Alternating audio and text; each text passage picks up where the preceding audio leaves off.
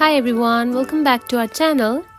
If you are looking to create amazing videos with 4K quality using InShot, you are in the right place.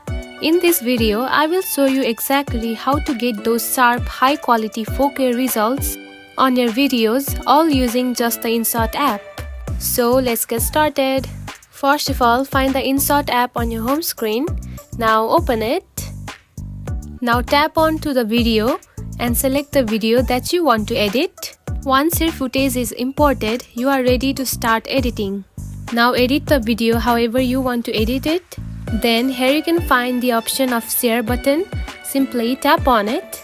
Here you can see the resolution option. Now tap on it and you will see option of different video quality.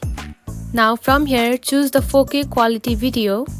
And after choosing that, simply tap on to save. So there you go, that's how you can easily get 4K quality in InShot. If you found this video helpful, don't forget to like and subscribe for more tips. Thanks for watching.